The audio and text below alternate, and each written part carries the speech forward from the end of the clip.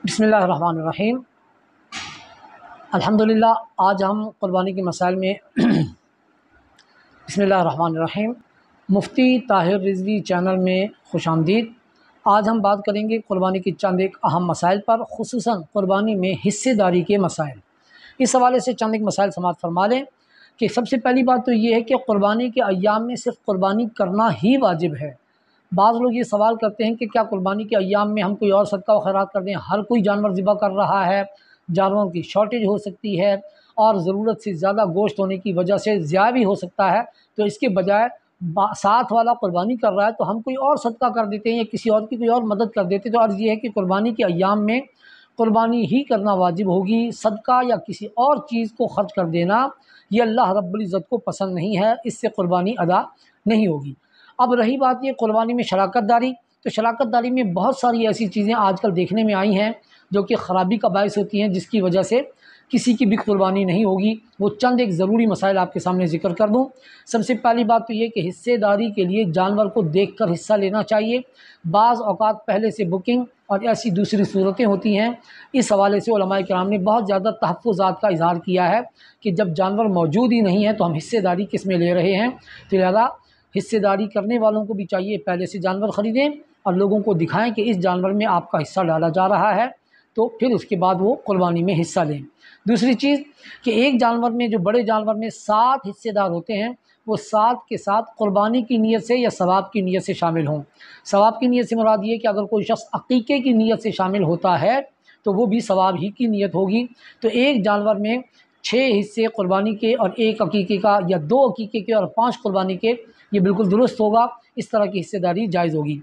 कभी कभी ऐसा होता है कि किसी को बताया जाता है कि हमने क़ुरबानी के लिए जानवर लिया था हिस्सेदारी के लिए, मगर सिर्फ 6 ही हिस्सेदार बन सके हैं, 7वां हिस्सा अभी तक बाकी है, कोई हिस्सेदार मिल नहीं रहा।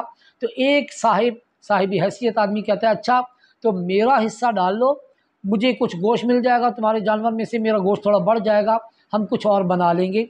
इस नीयत से उसने भी हिस्सा डाल दिया ताकि इन लोगों की मदद हो जाए कि इनको 7वां हिस्सा मिल नहीं रहा।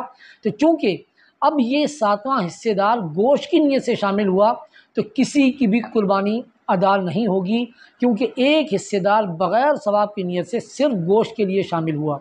दूसरी चीज़ कि इसी तरह आपने 7 हिस्सेदार मिलाए, उसमें एक आदमी बदअक़ीदा शामिल हो गया या बिदअती शामिल हो गया, या वो शामिल हो गया जो अहले क़दर में से है, यानी क़दर का इनकार करने वाला, या कोई भी ऐसा जो अपने आप को कहलाते तो मुसलमान हैं मगर उन पर फतवे लगे हुए हैं, वो लोग अगर हिस्सेदारी में शामिल हो गए तो किसी की भी क़ुरबानी अदा नहीं होगी। तो लिहाजा हिस्सेदारी करते वक्त इस चीज़ का ख़याल रखें कि सब आपके हम ख़याल एक ही अक़ीदा सुन्नी बरेलवी हनफी मसलक से ताल्लुक़ रखते हों, उनको आप हिस्सेदार बनाएं।